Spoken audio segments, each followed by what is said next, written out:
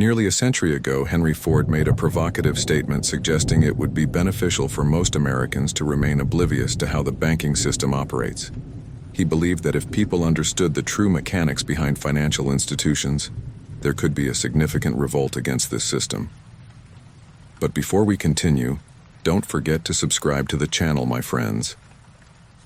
This way, you ensure access to videos that will always add value to your life.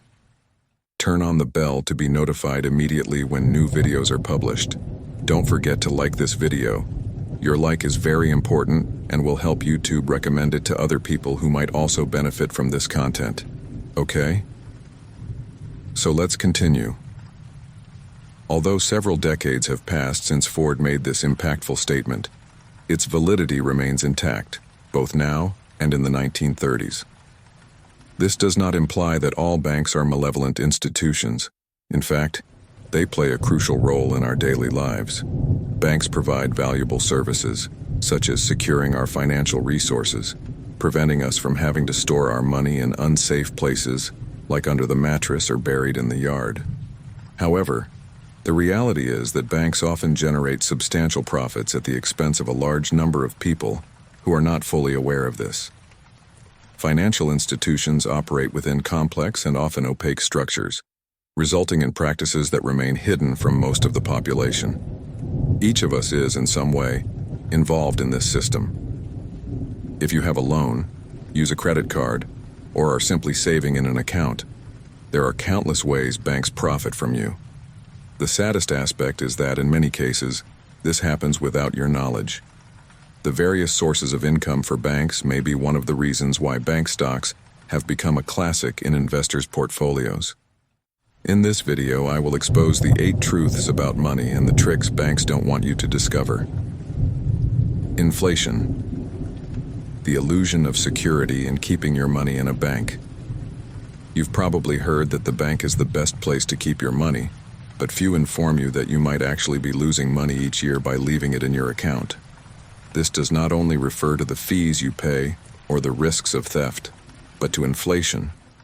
Inflation is the continuous increase in the prices of goods and services over time, which means that an item you can buy today for $50 will cost considerably more in a year and much more in 10 years.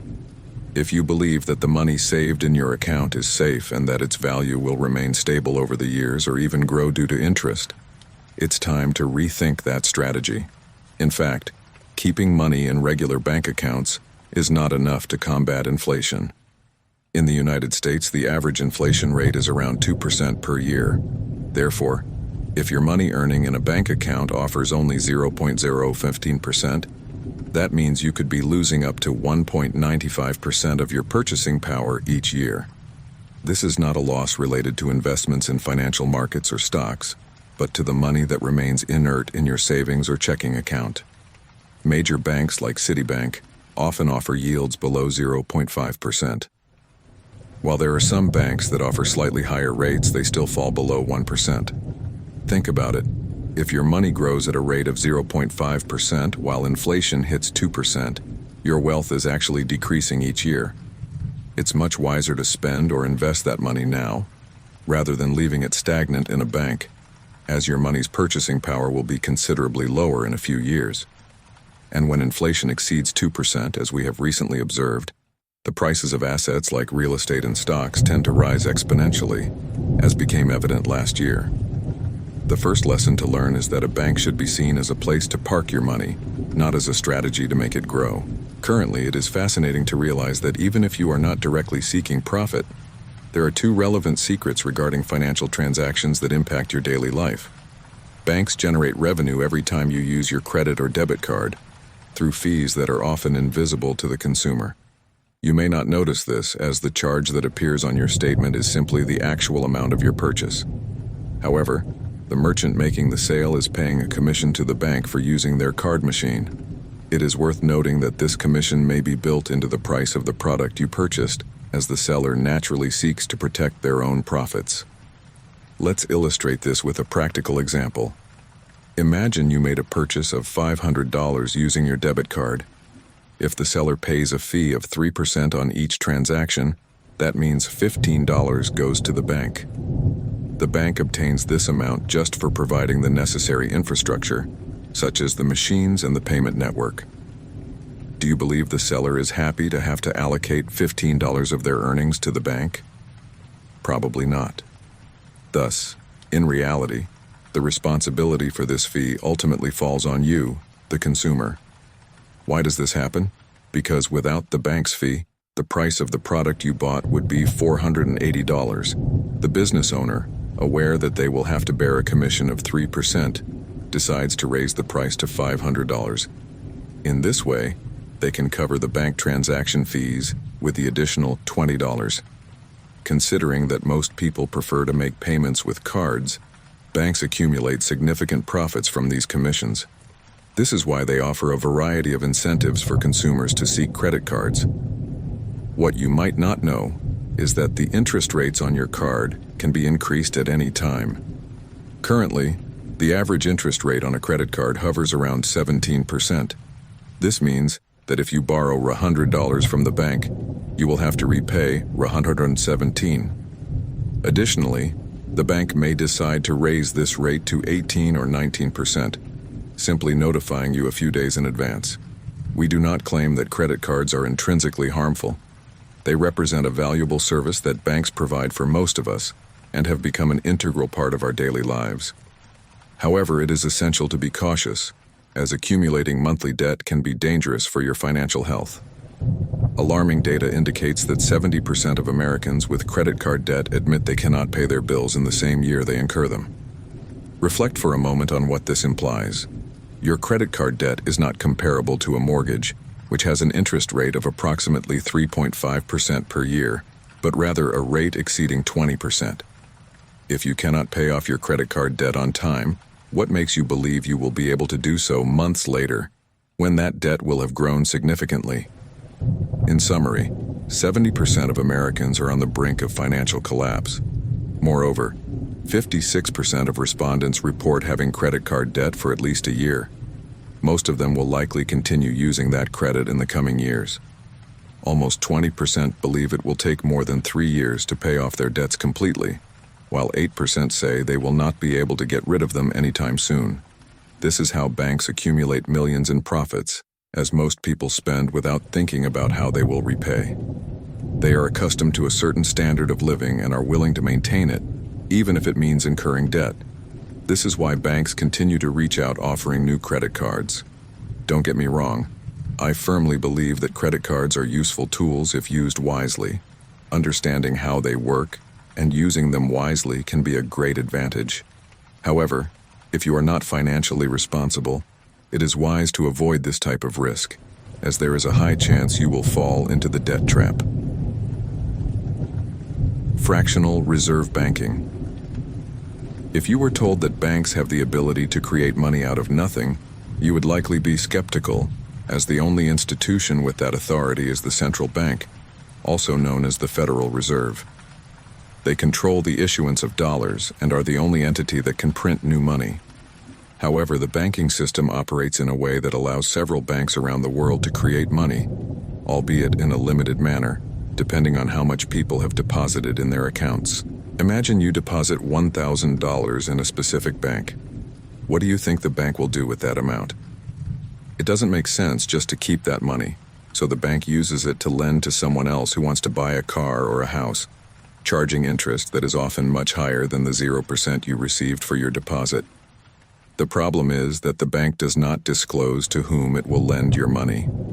Whenever you check your account, the bank shows that your money is still there, and that you can withdraw it at any time. Now, if your money is in the bank, where will the bank get the funds to lend to someone else? This is what is called fractional reserve banking. Banks are required to keep only 10% of deposits and can lend out the rest. For every $1,000 you deposit, the bank can take $900 and lend it to someone else, as if it were an amount belonging to them, raising the total to $1,900. Thus, the bank creates her $900 out of nothing. It's not as complicated as it seems, as in practice it all boils down to digits in computers and electronic records. Your deposited money is not physical, it's just numbers representing your savings. Banks use your money to do business, offering loans to third parties, which is their real source of profit.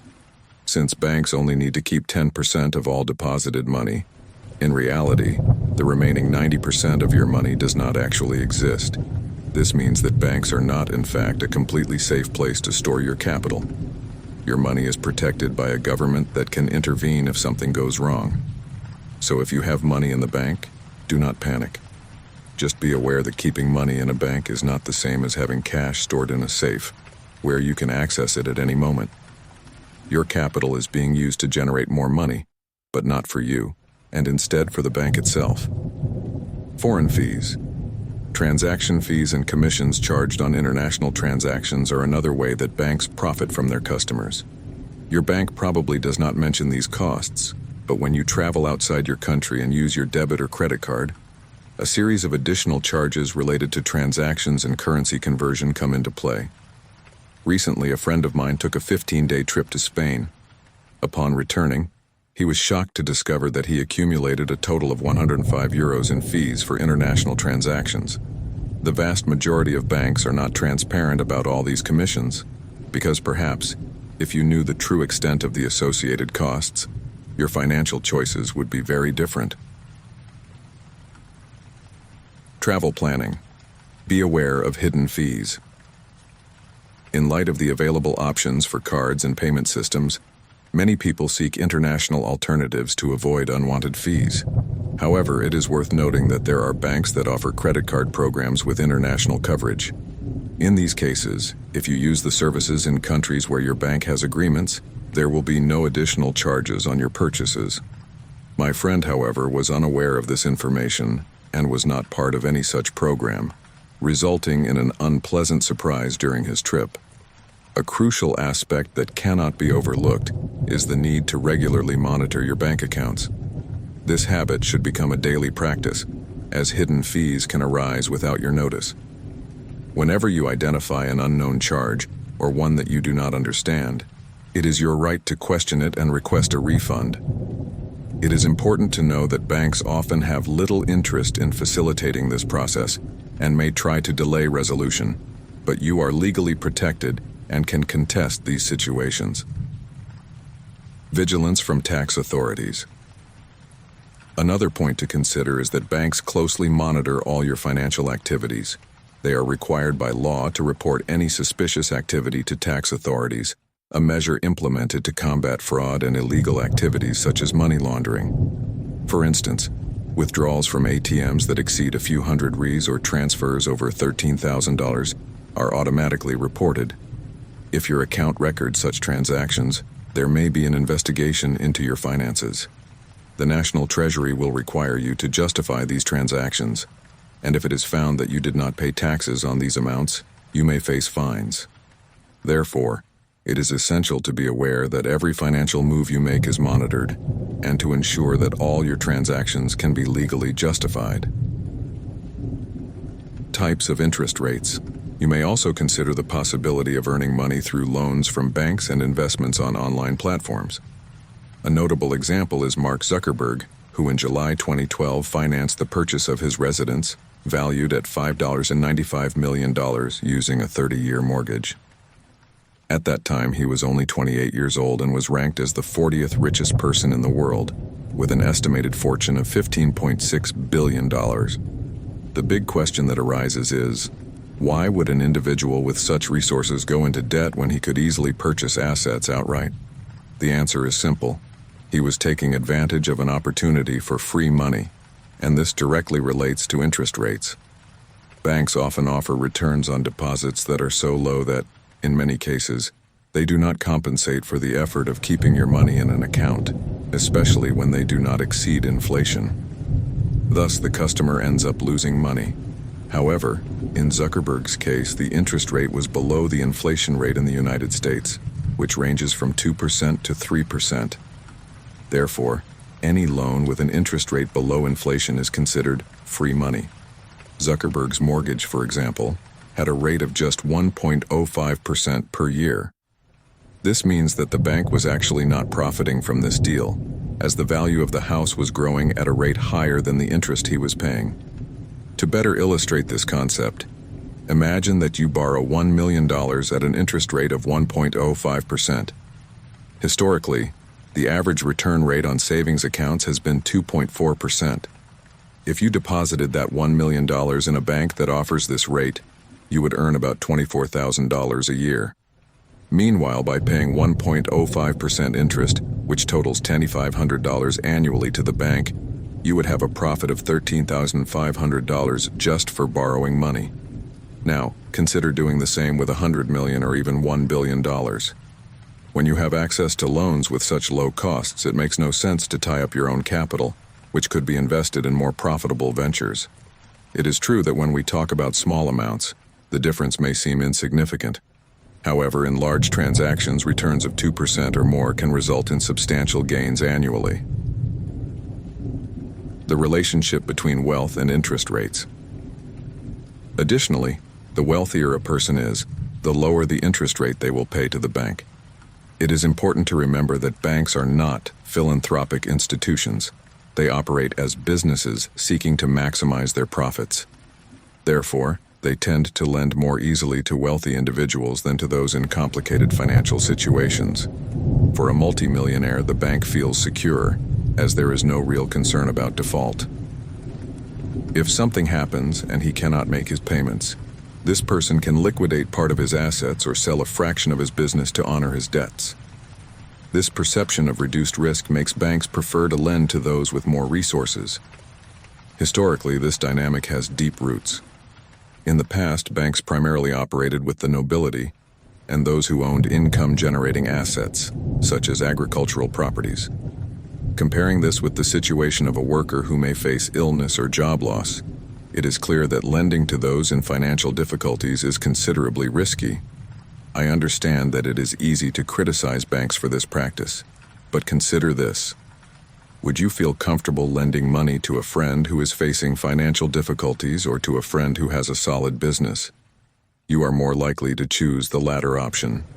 Therefore, if your goal is to secure more favorable interest rates on mortgages or credit cards, the first step is to strengthen your financial position, ensuring that it is as solid as possible. In addition to minimizing risk, banks offer attractive rates to cultivate long-term relationships with the wealthy, hoping that when they need financing, these clients will return to the same bank. It is a true example of a win-win situation. Furthermore, new technologies, such as cryptocurrencies, are emerging with the promise of revolutionizing the banking sector and democratizing access to loans. However, it is still too early to assess whether these innovations will truly transform the financial landscape. At the same time, the banking system has already undergone significant democratization, allowing an increasing number of people to access essential financial services.